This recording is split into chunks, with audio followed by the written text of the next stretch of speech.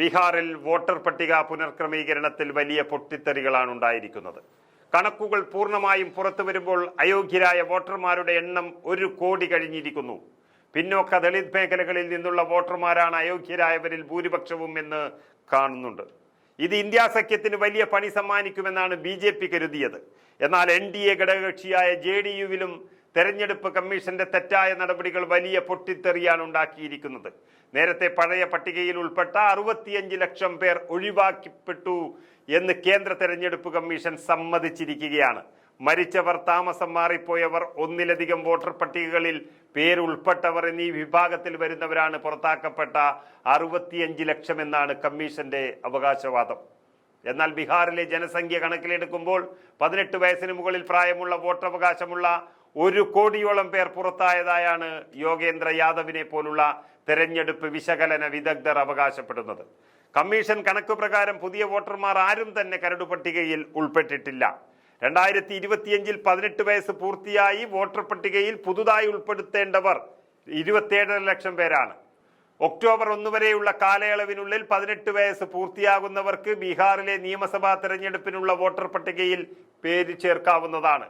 ഏതാണ്ട് 20,62,000 പേരാണ് ഒക്ടോബർ 1 വരെയുള്ള കാലയളവിൽ 18 വയസ്സ് പൂർത്തിയായി വോട്ടർ പട്ടികയിൽ പുതുതായി ഉൾപ്പെടേണ്ടവർ. എന്നാൽ കമ്മീഷന്റെ കണക്കിൽ പുതിയ വോട്ടർമാർ ആരും തന്നെയില്ല. കരട് വോട്ടർ പട്ടിക പ്രകാരം ബീഹാറിലെ ജനസംഖ്യാ വോട്ടർ അനുപാതം 88% കുത്തനെ ഇടിഞ്ഞിരിക്കുന്നു. പഴയ വോട്ടർ പട്ടിക പ്രകാരം ജനസംഖ്യാ വോട്ടർ അനുപാതം 97%. അതായത് 18 വയസ്സ് പൂർത്തിയായവരിൽ 97% പേരും പട്ടികയിൽ ഉൾപ്പെട്ടിരുന്നു എന്ന് ചുരുക്കി പറയേണ്ടി വരും. തങ്ങളുടെ വോട്ട് ബാങ്കിൽ BJP വിള്ളലുണ്ടാക്കിയെന്നും തെരഞ്ഞെടുപ്പ് കമ്മീഷൻ കൂട്ടുനിന്നുവെന്നും മുഖ്യമന്ത്രി നിതീഷ് കുമാറിന്റെ പാർട്ടി തന്നെ അവകാശപ്പെടുകയാണ്. ബീഹാറിൽ NDA യോഗത്തിൽ നിന്ന് JDUവിന്റെ ചില നേതാക്കന്മാർ കലഹിച്ചിറങ്ങിപ്പോയെന്നും NDAയിൽ വലിയ പൊട്ടിത്തെറികൾ ഉണ്ടാക്കിയെന്നും വ്യക്തമാകുന്നു. പിന്നോക്ക ദളിത് മേഖലയിൽ നിന്നാണ് JDUവിന് കൂടുതൽ സീറ്റുകൾ ലഭിക്കുന്നത്. ഈ വോട്ടർമാരിൽ ഏറെ പേരും അയോഗ്യരാകുന്നതോടെ തെരഞ്ഞെടുപ്പിൽ പഴയ പ്രതാപത്തിലെത്താൻ സാധിക്കുമോ എന്ന പേടി നിതീഷ് കുമാറിന് വന്നു കഴിഞ്ഞു. JDUവിനെ മറികടന്ന് BJP ഒറ്റയ്ക്ക് സർക്കാർ ഉണ്ടാക്കിയാൽ ശിഷ്ടകാലം നിതീഷ് കുമാറിന് വീട്ടിലിരിക്കേണ്ടി വരുമെന്നും പാർട്ടിക്കാർ ഭയക്കുന്നു. നേരത്തെ നിതീഷ് കുമാറിനെതിരെ ചിരാഗ് പാസ്വാനെ മുന്നിൽ നിർത്തിയാണ് BJP കളിക്കുന്നതെന്ന ഒരാക്ഷേപം വന്നിരുന്നു.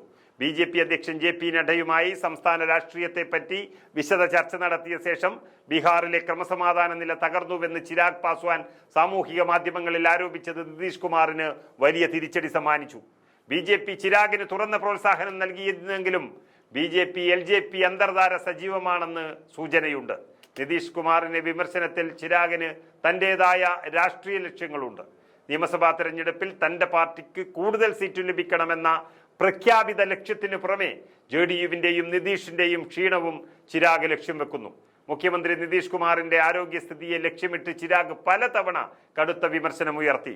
ബീഹാറിന്റെ താൽപര്യം സംരക്ഷിക്കുന്ന നേതാവ് എന്ന പ്രതിച്ഛായ സൃഷ്ടിക്കാനുള്ള ശ്രമവും ചിരാഗ് പാസ്വാന്റെ നീക്കത്തിലുണ്ട് എന്നും പ്രതിപക്ഷം ആരോപിക്കുന്നു.